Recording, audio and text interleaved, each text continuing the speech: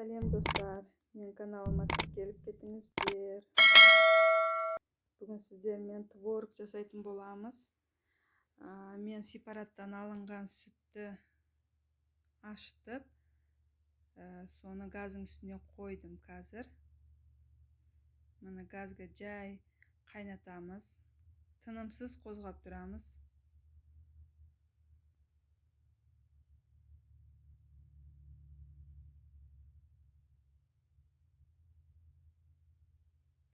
Көп қайнап кетсе де болмайды.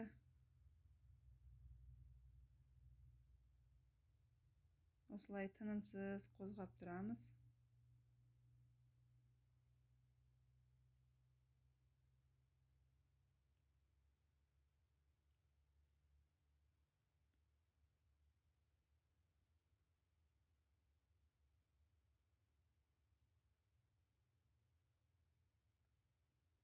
Дайын болайын деп тұр міне.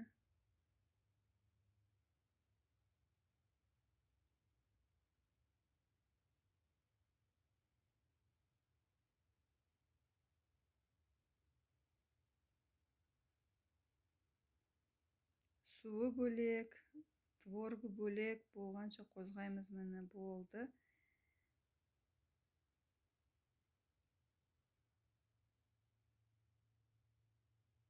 Бұдан артық қайнап кетсе, уже резинка сияқты болып қалады. Газдың астын өшіріп, 1 сағатқа тындырып қойсаңыздар болады. 1 сағат тындырып қойғаннан кейін көк суыны бөлек ыдысқа құйып аласыздар.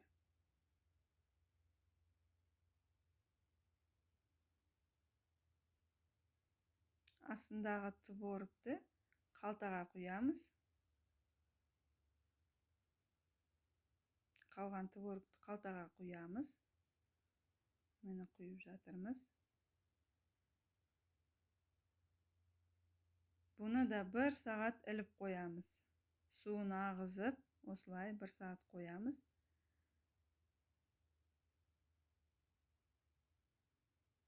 Мені 1 сағат тұрды, суы ағып кетті, творогы қалды ішінде.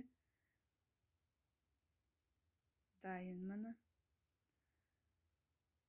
Творогты жаймен ыдысымызға аламыз. Дайын мені. Қаймақ қосып жесеңіздер болады, шекермен. Ас болсын, жасап көріңіздер.